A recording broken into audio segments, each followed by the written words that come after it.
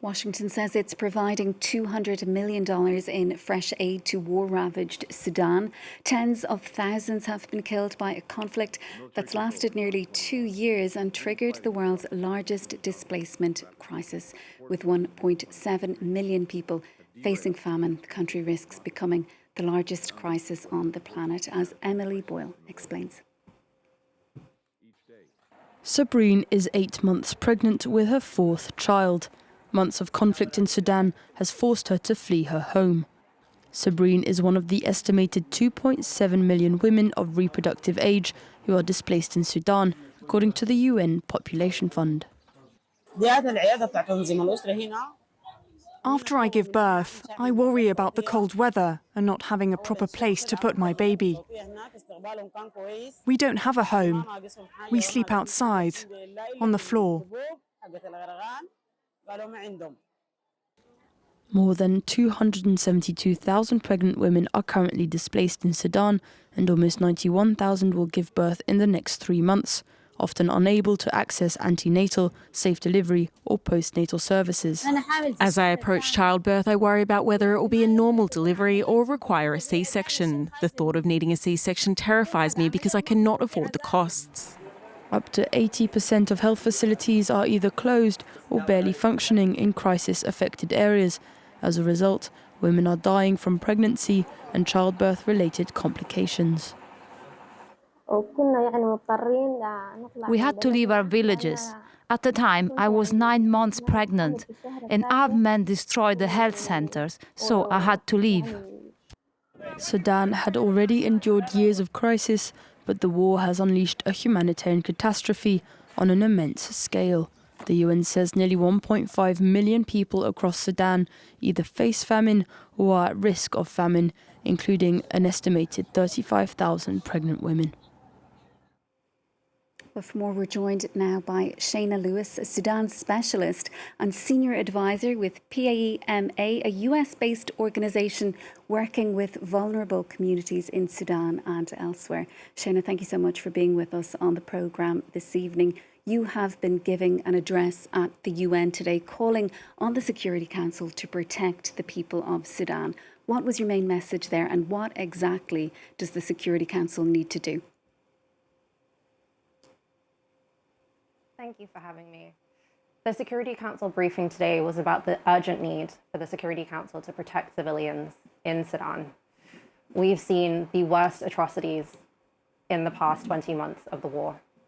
We're looking at the world's largest displacement crisis, the world's largest food insecurity crisis, and the world's largest protection crisis, including child protection crisis.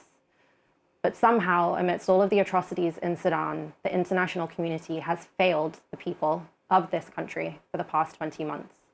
In the briefing today, I underscored the urgent need for the Council to take 3 key steps in protecting civilians in Sudan. The first is addressing the telecommunications blackout, which has persisted for almost 12 months, severing over 30 million people in Sudan from life-saving and essential internet connection, as well as access to phone lines and basic telecommunications networks. So the Council has the power to send in a technical assessment team to Sudan to conduct an assessment for the repair, the restoration, and the protection of Sudan's telecommunications networks, and to essentially break the blackout that the people of Sudan have been under for the past year. The second recommendation was for the Security Council to do what it should have been doing the whole time, which is following its own recommendations. The UN fact-finding mission for Sudan recommended the deployment of an independent, impartial protection of civilian force to Sudan. But unfortunately, that hasn't happened. The Council needs to follow its own recommendation from the FFM and pursue options for the deployment of a physical protection presence. If, after the assessment is done, it's clear that actually the conditions are unfavorable, then it's on the part of the Council to explain why they are then unable to deploy a remote monitoring mission to the country. A remote monitoring mission for Sudan would be at a fraction of the cost of a physical deployment and would allow early warning and early action systems to prevent the escalation of violence across the country. And the third key piece here is humanitarian access. Although there have been some improvements in securing humanitarian access in recent months, the international community still is not doing enough for Sudan. And the little trickle of aid that is entering the country is actually just delaying death. It's not saving lives. So the international community urgently needs to increase donations to the Sudanese humanitarian response plan, and also needs to work hand in hand with Sudanese civil society and local humanitarian responders who are on the front lines, providing life-saving humanitarian assistance through the emergency response rooms and other grassroots initiatives. Shayna, you've referred to it several times. Why is the international community not doing more to intervene here? And why isn't the situation in Sudan receiving more attention? I think on Sudan, it's not a lack of options, it's really a lack of ambition from the Council. There are a range of mechanisms that the Council could be using right now, mechanisms that have existed for years, such as the Darfur sanctions regime and the Darfur arms embargo.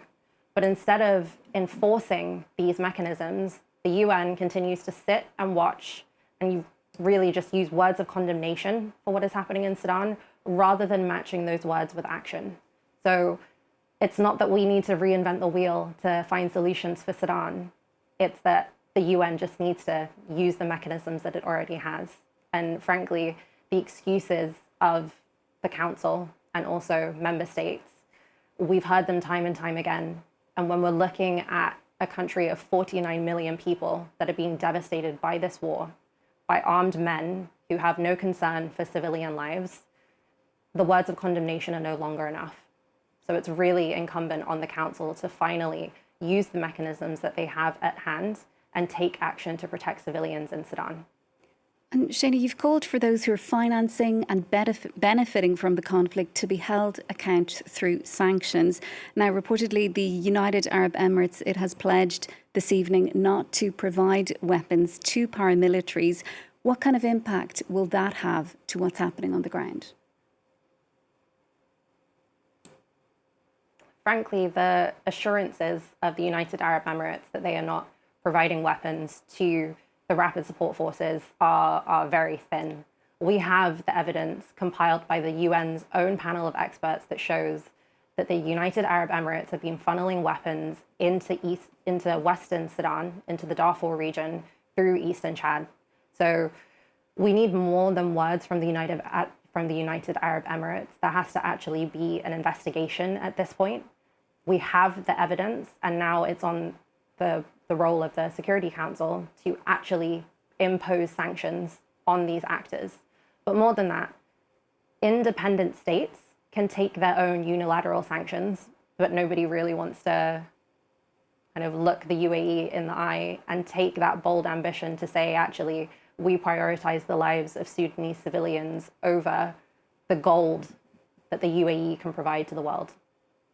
And Shayna, the Biden administration, it's announced another $200 million in funding to Sudan. Are you expecting a change in approach when we have a new president in the White House in January? The change in administration in January could be an opportunity for a renewed approach to Sudan. Frankly, the Biden administration did not have a coherent policy on Sudan. And if the new administration were to actually take bold ambition, were to actually declare what is happening in Darfur as a genocide, this could lead to a renewed approach in which there is more international buy-in to the peace process on Sudan, but also more pressure on external backers in Sudan to ensure that those who are profiting from the conflict in Sudan can no longer do so and actually face accountability for their actions. Shayna, thank you so much for your time on the programme this evening. That is Shayna Lewis, a Sudan specialist and also senior advisor with PAEMA. Thank you so much. Up next, it's time for